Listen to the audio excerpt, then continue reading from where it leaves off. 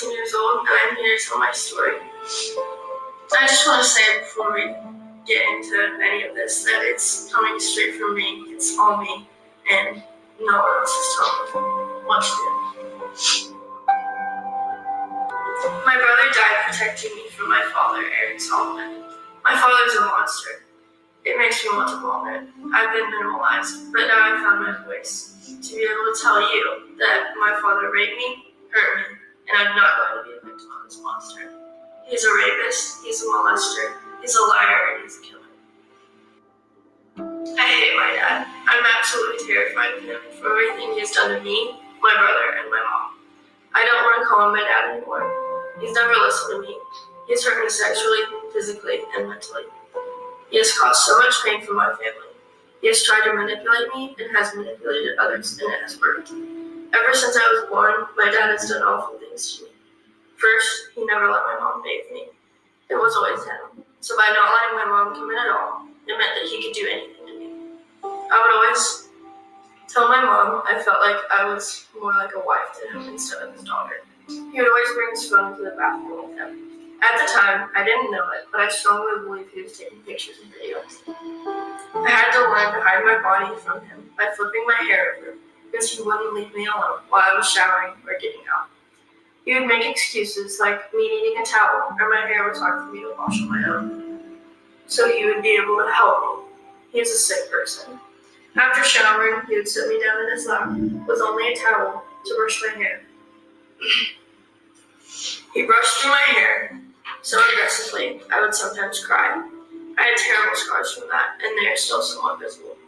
I even remember taking a bath as a young kid, probably first grade, and him washing me with the Dove bar soap completely up and inside of my privates.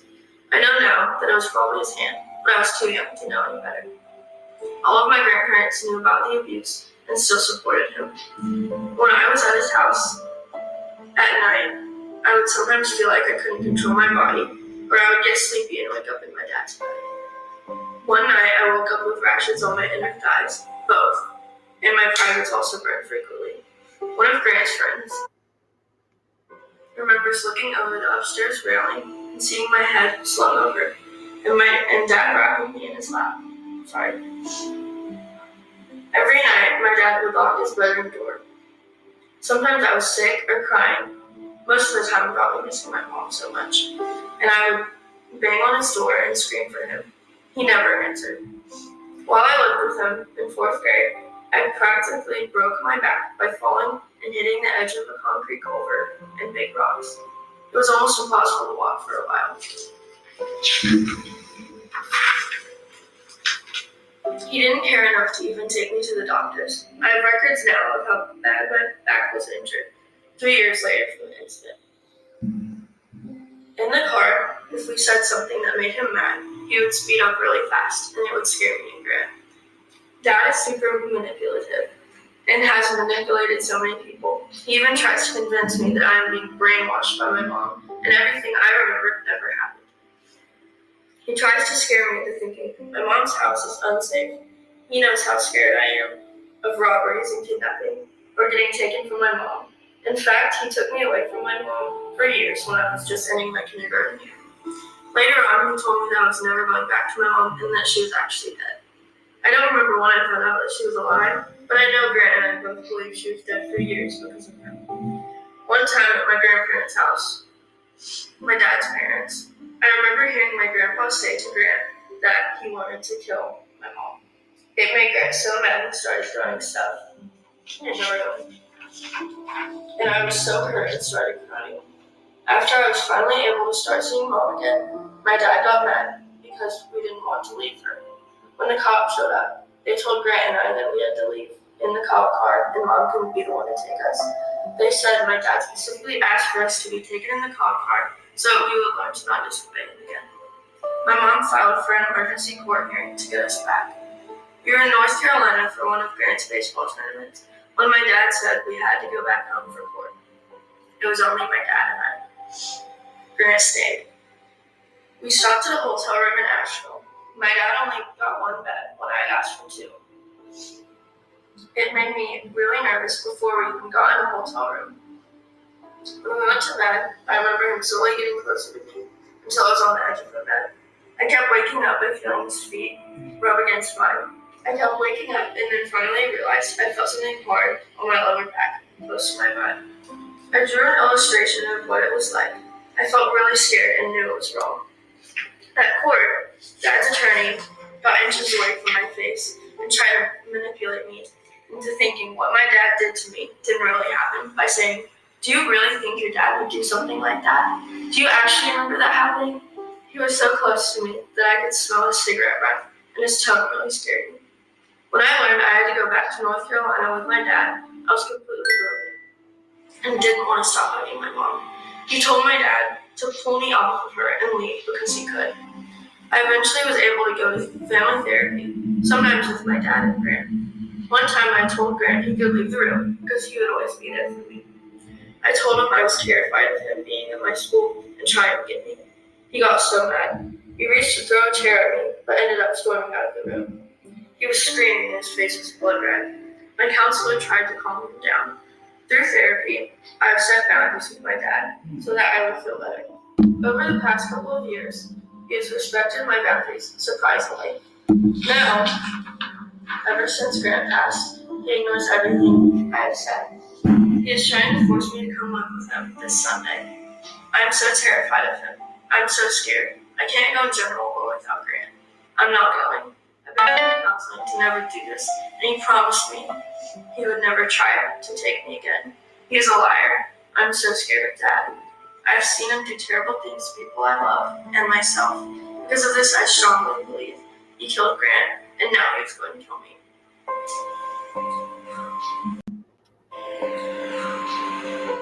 Grant and my dad never had a good father-son relationship because of my dad. Dad would always harm, threaten, scare, and stress Grant out so badly. Before my dad took us from my mom, Grant and I were scared of Dad because of his ridiculous and terrifying behavior. From trying to kill my mom and constantly yelling at her, to freaking us out from all the things he has done to us and our mom. When he took us, he was just as mean and hurtful as he is now. One of the things Grant said when Dad tried to kill her was, "When I'm 6'4", you will not be able to do this anymore." I have always thought about that so much. Grant meant that, and he was scared and so hurt by his dad. That is just awful, and Grant was so young. Dad is controlling in many ways. One way was by giving Indian summons and telling him that he would always have control over Grant. Dad would just scream at Grant, like I could hear it from everywhere in the house. It was awful. One time Grant and I were watching TV together, and all of a sudden Dad comes up and grabs Grant by his shirt, pulls him up, and just yells at him in his face. It was so bad to watch. Dad would get into Grant's head so much. He would limit food and call him fat, criticize him just to the point where Grant would feel so awful. Dad would limit the time Grant had in the bathroom, on his phone, etc. Why the bathroom? Dad would keep our phones in his bathroom, which is locked, and his bedroom, that is also locked. Dad never wanted Grant to be around Hannah, his girlfriend, or any of his friends. My dad even kept college letters and threw away some of the ones he didn't like. One of those multiple could have been what Grant wanted. Dad only wanted him to go to Ivy League schools. Dad also used Grant's truck as a way to control him too. Grant was so scared of him. He would apologize so much that if he did anything wrong, like if he was late to hit, or if he was too sick, he was scared Dad would get mad. Even if he missed a day of school, the whole rest of the time he was worried about Dad. The day my dad took us, Grant tried to get out of the car to jump out to get back to Mom. When he tried, Dad grabbed Grant's wrist so tight, Grant thought it broke. And recently still, I would notice Grant touching that same wrist. Grant had a plan to run away with me, so we did. We got a few things together and went to our mom's house. Dad is and was an awful dad to Grant. I would never want Grant to even have to know somebody like him, and I'm happy for Grant because he will never have to deal with him ever again.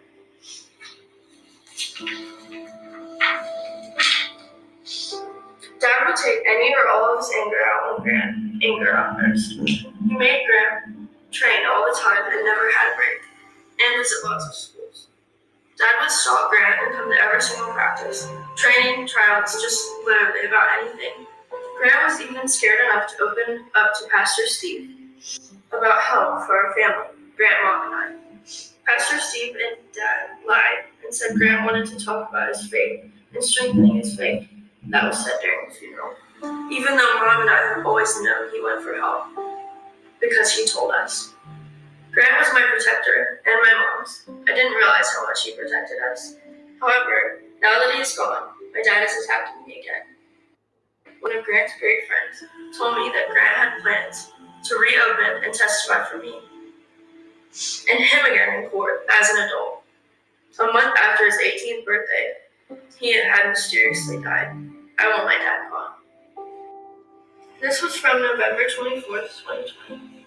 I want zero contact with him, mail, text, in person, etc. Every time he contacts me, I can't get over it. And my focus in school and out is always disrupted because of all his texts and mail. I don't want him at school or games. I get so scared when he's around, and I feel trapped. I can't even go get a drink or go to see a friend or anything because he's right there on the bottom row. On November 19th, there was a basketball game. He got to the girls' game an hour early and was filming them, as well as almost coming in contact with me, at least 10 feet away and coming.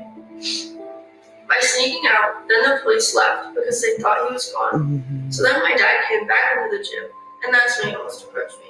The school has forced me to go with him before, and I do not need him there. It's terrifying. I know what he's capable of, and that is what scares me. He has traumatized me, and I don't want it to be like this anymore. He needs to stop. Sometimes I'll even check behind curtains downstairs because I think he is there. He has violated the restraining order countless times. I'm not even going to the games anymore to see my brother be honored because of him, and it's not fair. I want custody completely flipped to my mom. She will show me medical records that she is clearly not mentally ill. She has never gotten to show those in court. It's all just lies. I want no contact, period. He makes everything so hard, and it's so scary, and someone needs to stop. I need an order of protection. I've tried to get one with the sheriff's department. Even though he will just break it. I really need someone to do something. I need my own attorney. My guardian ad litem isn't even talking to me, and she's doing things and saying things that I disagree with. No one in this court has listened to me or Grant, and that is why he is gone. So please, I really need someone to listen to me.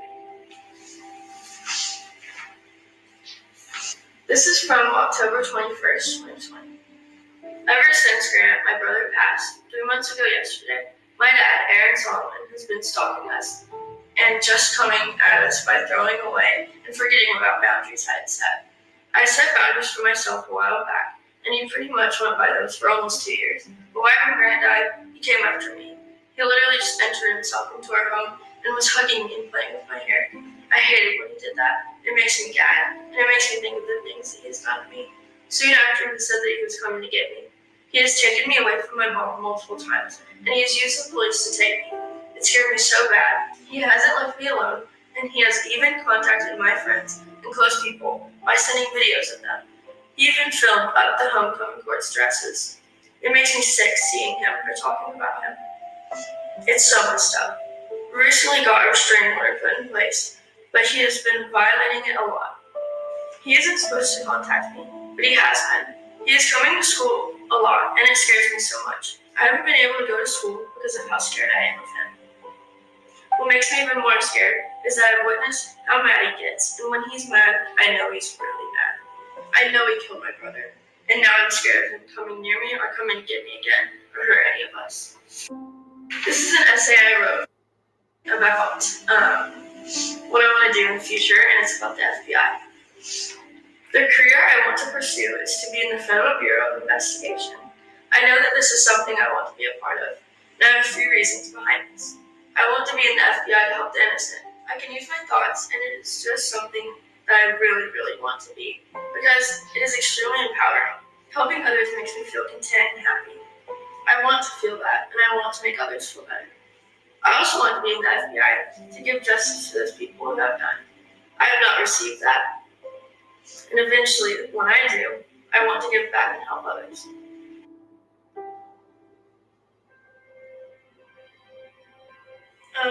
Well, I mentioned that I want to help others, especially women and children in the same situation, and I want justice for myself and my brother and my mom.